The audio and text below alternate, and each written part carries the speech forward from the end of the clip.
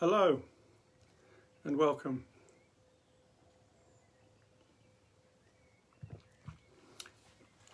Welcome to Sovereign Earth, number 44 already. And this week we're going to look at courage. It's quite a vast subject, like so many of these one-liners or just one words that I choose for Sovereign Earth topics. Let's just see who's logging in. Welcome a few of you. Liz Harris, John King, Eva Linknecht, Margareta Berg. Yeah, and a couple more down there, but I can't quite make out who. Oh yeah, Liz, John and Liz again. Lovely to see you. No sound. Hang on, no sound, John's saying. Whoops, you know me in a minute if I burn myself.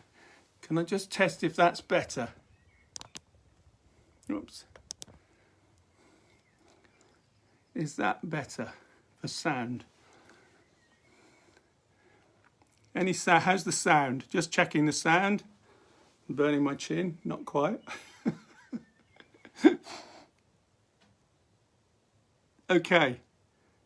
Can you send up a few hearts or likes if it's working?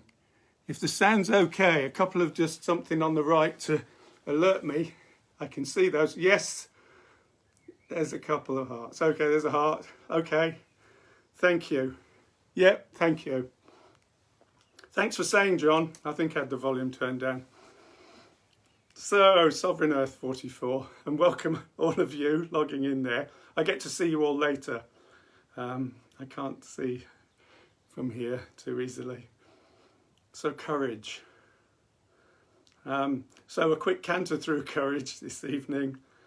So just a reminder of what Sovereign Earth is about. It stems from, or the vision that it's come to encompass is for humanity to regard nature as being sacred again. And so these Sovereign Earth, these little modules, these weekly dips into the pool of unknowing to some extent, are elements which I think are the essential building blocks of a society where nature would be regarded as sacred again. Not just that, it would be a society where the feminine would be regarded as sacred again, where truth would be regarded as sacred again, where morals and a compass of ethics would be central again, rather than the farce of what we're experiencing here in the UK these last few days in particular. Anyway, courage. I'm just going to start with, some of you will have heard it before, but it's an old prayer, but it's only the first bit of it. And why should prayer require courage? I'll say the verse first. The stakes are high for real prayer. The stakes are high for real prayer. You have to gamble the self and be willing to lose. You have to gamble yourself and be willing to lose. And when you've done this and you've shaken off what you believed the self to be, then no self remains. Only a sparkle in the eye. Knower and known are one. That's knower with a K and knower and known are one. So yes, I think it's quite something to consider the fact that prayer itself, true prayer, can require great courage. Anyway, we'll dip in various aspects of courage. You know, those of you who are familiar will understand. We're just playing with some ideas. There's another beautiful one from Hafiz. How did the rose, let me make sure I get this right. How did the rose ever open its heart and give to the world of its beauty? It felt the encouragement of light upon its being, Now, I've said that part before, but it goes on. How did the rose ever open its heart and give to the world of its beauty? It felt the encouragement of light upon its being. Otherwise, we all remain too frightened. I think that's really, otherwise we all remain too frightened. And what it is, it's a call to life. It's a call to blossom, a call to open. The rose is called through the encouragement of light to give its beauty to the world. And it's the same for us as humans. It takes courage. And we'll delve into that a little bit more after a song. And the song is standing like a tree with my roots deep down, my branches wide and open. Come down the rain, come down the sun, come down the fruit to this heart that is open, 'cause I'm standing like a tree, standing like a tree, standing like a tree with my roots deep down, my branches wide and open. Come down the rain, come down the sun, come down the fruit to this heart that is open, 'cause I'm standing like a tree, standing like a tree, standing like a tree. It'd be lovely to go on with that one for a few minutes, like we do on a Friday. Well, you have to join me on Friday. Maybe we'll do it for longer there. So I chose that because, for me, trees are courageous. Standing like a tree with its roots deep down. To stand like a tree, come hell or high water, come storms of winter and spring, come the rains, come the drought, come the storms, come the floods. Come incessant sunshine and lack of water like lately. A tree stands in its truth, and it stands as a model of being. And for me, there is a great model of courage to just be considered in that. Worth a thought. So there's another old favourite of mine, one of my teachings and memories of things that have served me well. I mean, the actual saying is quite antiquated language. How can there be bliss when all that lives must suffer?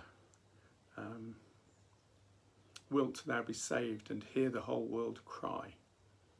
But what it's really saying, how can you be at peace? How can I be at peace and content when suffering is all around and it's part of what life entails? And it suggests that the answer is to open the heart to the in full compassion to all that suffering, to all that is in the world. And there's a pointer in there to courage. And as we dive deeper, you'll see how these things might connect. There's a lovely one, Mark Twain's often good for.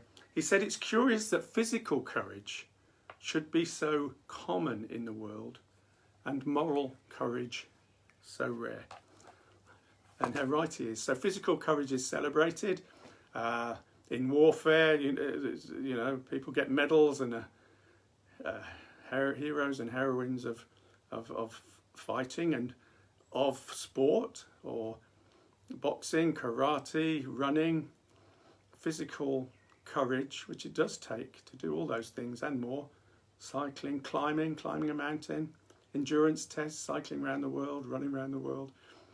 All these things take great courage, but moral courage, as Mark Twain suggests, is less common. Is rarer. That's been demonstrated in spades these last few days again. Moral courage is sadly lacking. Not everywhere, obviously, but certainly in our leaders, many of our leaders, not all of them.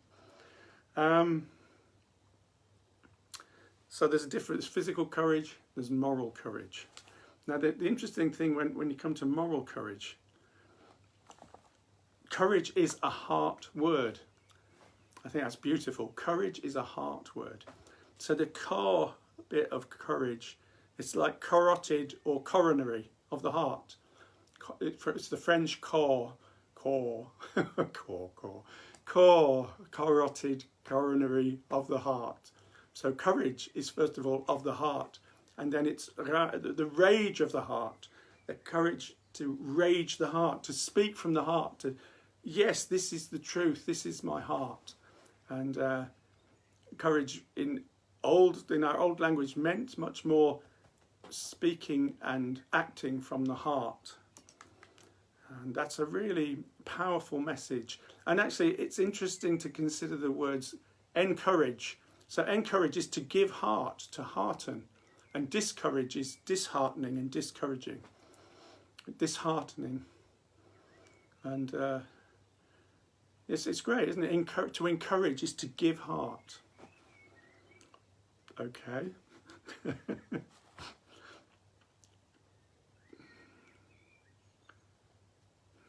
So here's another line from Hafiz, to do with courage, of course.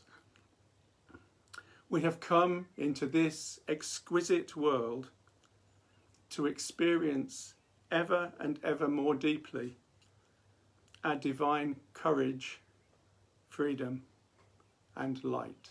Because that's so powerful, I'm going to say it again. We have come into this exquisite world to experience ever and ever more deeply our divine courage, freedom, and light. It's worth thinking about, isn't it? Yeah. We're given this opportunity in this life for courage. I'm going to come back to that a bit later. But here's a cautionary tale to do with courage. I turned to the Tao Te Ching for some wisdom on courage, thinking there would be some there, and sure enough there was. Stanza 73, Tao Te Ching, 2,400 or 2,500 years old, this ancient wisdom. What did they say here? Courage expressed through daring is likely to lead to death. It's fairly stark, isn't it? Courage expressed through daring is likely to lead to death. Courage restrained with caution will continue the journey of life. This, the Tao of courage, daring versus self-restraint. Courage can be foolhardy. In fact, I was reminded of a tale, a family story of my grandfather, my mother's father, who was the mayor of a small village in the Alps during the war, when the Germans invaded. And he hung the Nazi flag upside down on the town hall. And he was obviously told in no uncertain terms that wasn't a wise thing to do, and the Nazis warned him not to do it again. And what did he do? He did it again. And it cost him his life, but not in the way you might think. They were going to take him away, but he had a heart attack and died on Easter Sunday, a day or two before he was due to be taken away. So the Tao Te Ching has got a good point. Courage expressed through daring is likely to lead to death. Courage expressed in a foolhardy manner is also likely to lead to death.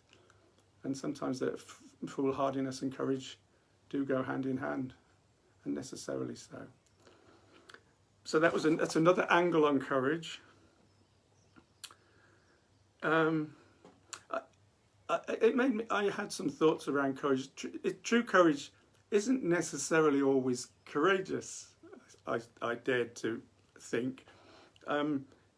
If there's in a warfare situation, if a comrade is injured and mortally wounded, or there's something in us all, it doesn't have to be that situation. If somebody's drowning in the sea, often other people will drown. They'll throw themselves in to save a dog even, or another person, without thinking. And so courage, again, it suggests to me that there's something beyond us, knows we're all linked, and it's this reaching out and not bringing the head into it, just doing what needs to be done, and that can be foolhardy as well and cost your life. I said courage isn't really courageous. It stems from the right combination of virtue, humility, and love. Now, I'm not sure that's necessarily fully true, but there's some truth in it, I think. It stems from having a combination of other qualities or virtues, perhaps. But Einstein kind of backs this up. He says, the ideals, Albert Einstein, the ideals which have lighted me on my way and time after time given me new courage to face life cheerfully have been truth, goodness, and beauty. So those are the things that gave Albert Einstein the courage to face life and to face it cheerfully. He got courage from truth, goodness, and beauty. Powerful message, beautiful and true, I think. I think we all know it. So here's another song. This is a real song of courage. Fire, transform me, lead me to my passion. Fire, transform me, lead me to my passion. I choose life, yes, I choose courage. I choose life, yes, I choose courage to stand within the flames, to dance within the flame. If you care to join me, I'd welcome it. Once more. Fire, transform me, lead me to my passion. Fire, transform me, lead me to my passion. I choose life, yes, I choose courage. I choose life, yes, I choose courage to dance within the flames, to dance within the flames, to dance within the flames, to dance within the flames.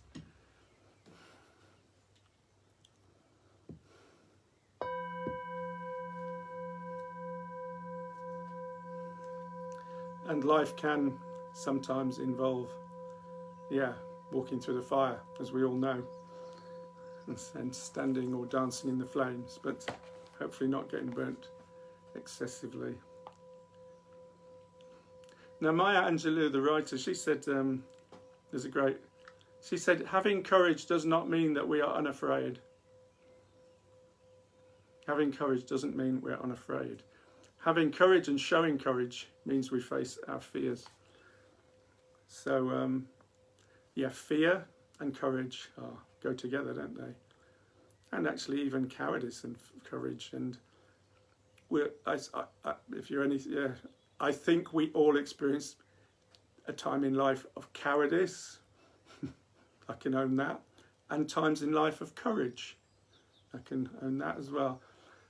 And just in reviewing my own life, where I have dared to be courageous, I've also been very afraid. That's true. So there's a couple of examples. So one in the mid-90s, 1990s, Newbury Bypass was being built, and I went along as a protester. All the trees and the forest was being destroyed, so I went along with others, Druids actually, and as we got out of the car and put our robes on, the police were filming, and that's very unnerving and unsettling. And we actually did a ceremony around a tree, and that's another story. And we saved that tree. They moved. It's a little known story. They moved the route of the motorway to accommodate Middle Oak, it's called. But from there went on. There was a huge circle of 300 guards guarding the trees where they were cutting them down. And I was moved, you could say, to take an action. And it's not the action you might think. A lot of people were throwing themselves against these guards. They were like wasps, all yellow-jacketed guards. They wouldn't be like this today, but it was then a huge circle. They threw themselves against those guards. I lit some incense and got a feather. I went round in my druid robes and I blessed those guards with love. I gave them a blessing. And the reactions were remarkable, from fear on their part to tears to rage. Two of them came and changed sides. Two of them came and joined us on the back of that action. But that out of 300, okay, that's 2 out of 300. Others started chanting, "Burn him, burn him, burn him." And that was a bit unsettling. That's one instance of courage and fear.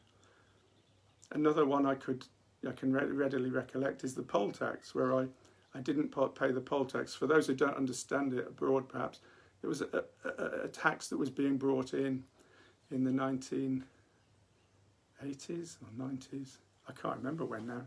Margaret Thatcher, and that was her key policy. But irrespective of politics, and I didn't act on a political front, I acted on a moral front. It was an unjust tax. They were taxing the poor at the same rate as the rich. So I ended up going to court through not paying. And it was quite scary, because they, contrary to what they tell you, you're innocent until proved guilty, they treated me as if I was guilty from the start. And I had to find the courage to ask, well, to demand actually, to read out the letter I'd sent originally, which made it clear why I was there from a moral compass. But that was scary. I was down in a pit. They put you down. It's all psychological, so you're not innocent.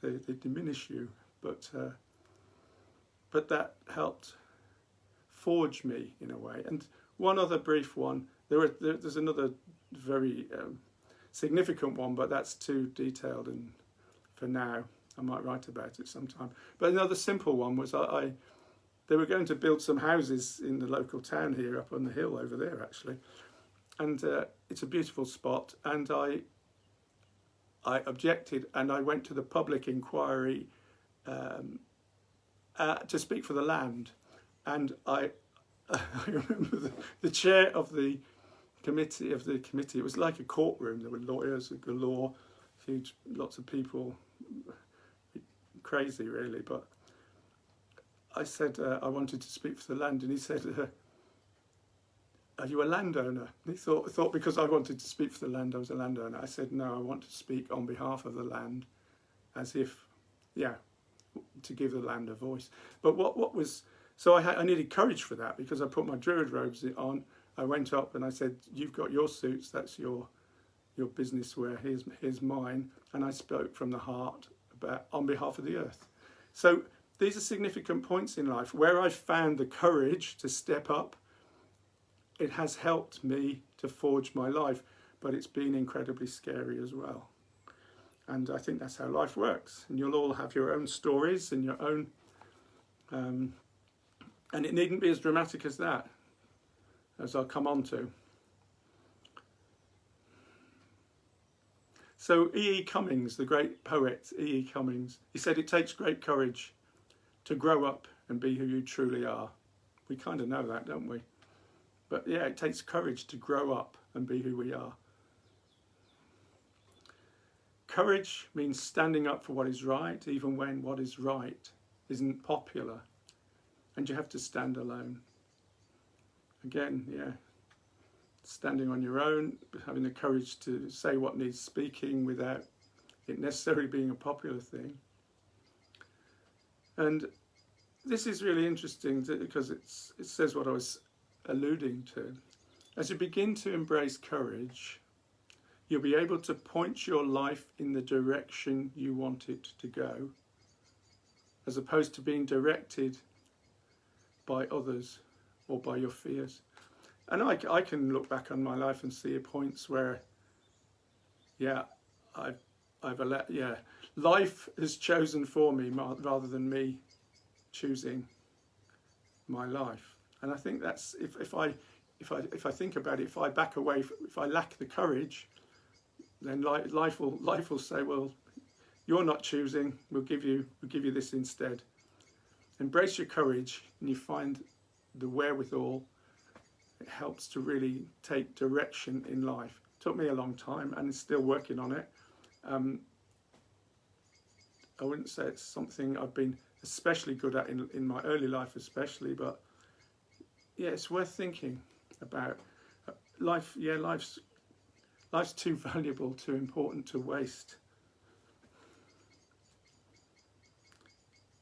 And courage and openness go hand in hand. Courage gives me the capability to try something new. And there's something about vulnerability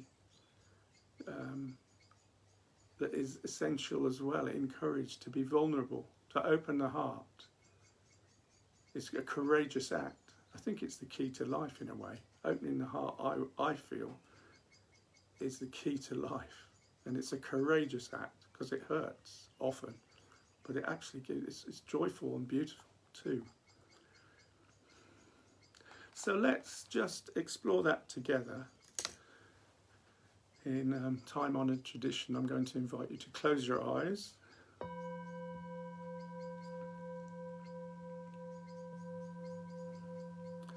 And to just sink with the breath into your body.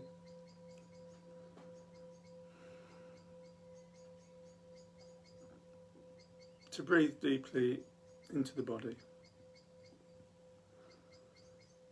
And to relax.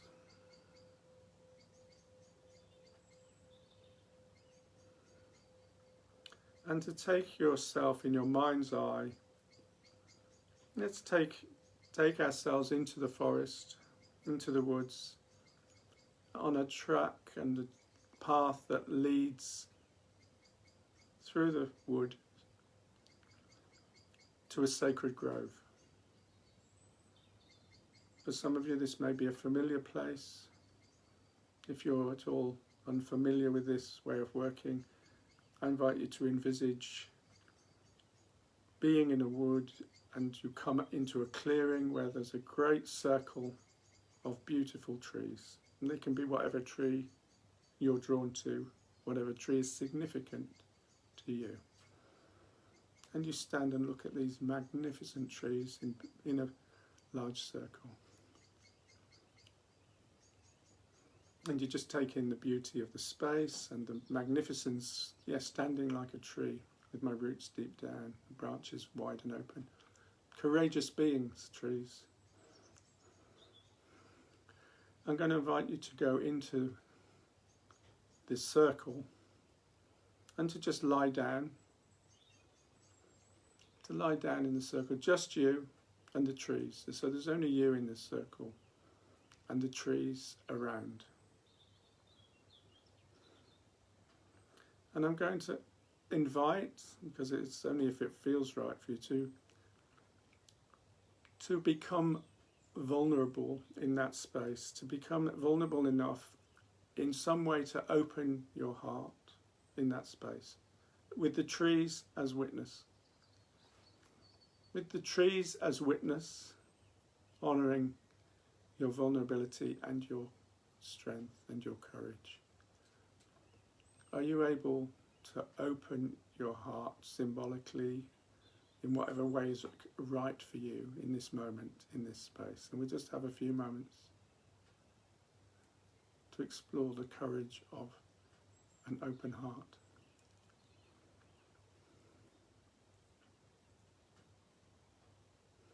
The trees as witness.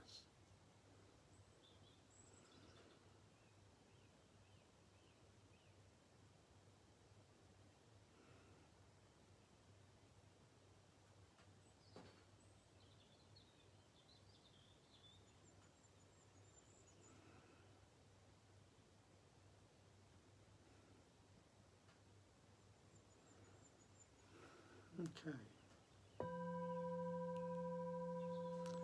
Okay, so just bring your... Yeah, we'd better close.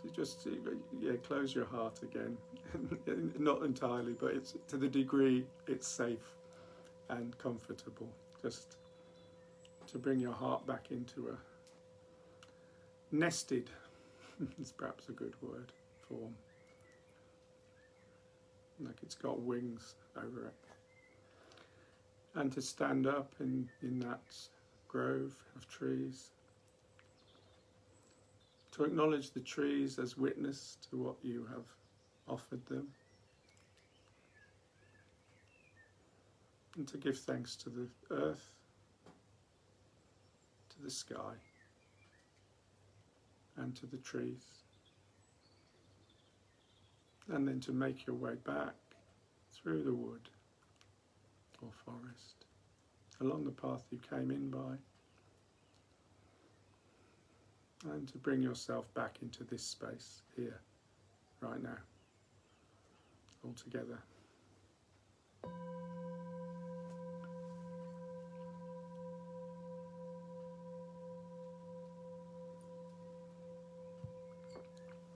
Just a simple act, but I thought it would be powerful to have trees as somehow neutral but powerful and honest witnesses.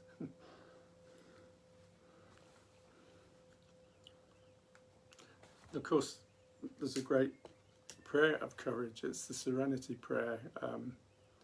Spirit, grant me the serenity to accept the things I cannot change, the courage to change the things I can, and the wisdom to know the difference.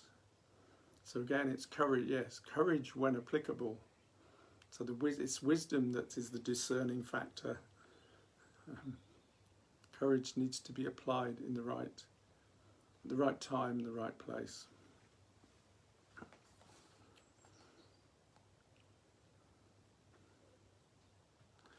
Let's have another song. Fire transform me. Oh, that's the old one. This is another one. This is a fire song as well. It's interesting, isn't it? Fire, courage. Fire, sacred fire, burning through the night. Come to me in the dream time with your visions of light. Circle round, spiral down to this heart open wide. Healing light, burning bright. Dry these tears that I've cried. Once more, fire, sacred fire, burning through the night. Come to me in the dream time with your visions of light. Circle round, spiral down to this heart open wide. Healing light, burning bright. Dry these tears that I've cried. Yes, courage and tears also go hand in hand somehow. It takes courage to grieve. It takes courage to feel our pain and to face the unfamiliar. It also takes courage to grieve in a society that mistakenly values restraint, where we risk rejection of others by being open or different. So courage takes many, many forms, and it's obviously we can only touch on. I mean, not all courageous acts, and the majority of courageous acts are not so grandiose or out there. there are many courageous acts like looking after the children, if you've got children, like helping somebody who's in real need. That could be you, that could be me. Getting up in the morning can be a courageous act. I've known that in my life. Maybe some of you have too. Maybe not everyone's in a courageous act can be what is relative. Just the simple act of coming through this lockdown for some people is undoubtedly required and is requiring courage. I made a few, I just wrote ordinary things down. To face the everyday, the courage to get out of bed, the courage to face our insecurities, the courage to grow old gracefully, to feel the pain and still embrace the day. So Carl Jung said, the privilege of a lifetime is to become who you truly are. The privilege of a lifetime is to become who you truly are. And I think that's what courage calls us, calls me, calls you to. Courage is the vehicle, the means of living a life. But it's scary, isn't it, life? And I'll just bring it to an end. This was one. I did a hand fasting for a couple, and I forgot his name now, but he gave me this. He said, this was his guiding aphorism. He said, be bold enough to be small enough to let the world be awesome, and it will. Be bold enough to be small enough to let the world be awesome, and it will. And courage can, to be small can take courage. To let the ego fall away takes courage. To not be, to be bold enough to be small enough. And I'll finish with this one. Hafiz again, my favourite. He says, the sun will stand as your best man and whistle when you have found the courage to marry forgiveness, and when you have found the courage to marry love. That's interesting, isn't it? When you found the courage to marry forgiveness and you found the courage to marry love, the sun will stand with you and whistle. Okay, that's some random meanderings around the subject and topic of courage. I hope, for me, it's always inspiring to reconnect with these fundamental, basic building blocks. And I hope you've enjoyed it too. So Friday there is Earth Service, songs, and there won't be one the following week because it's Philip Carr-Gomm of the Obod Order, of which I'm a part, is standing down as chief, and Ema Burke is becoming the new chief. So there won't be a Earth Service after this next one. There was one on Friday, not the following Friday. And Sovereign Earth next week, who knows what that will be about. I hope you're inspired enough to join me again. Lots of love. Let's blow the candle out for the good of all beings, what we've shared here. Let's offer the beauty of our shared journey this evening for all beings. Great. Bye-bye.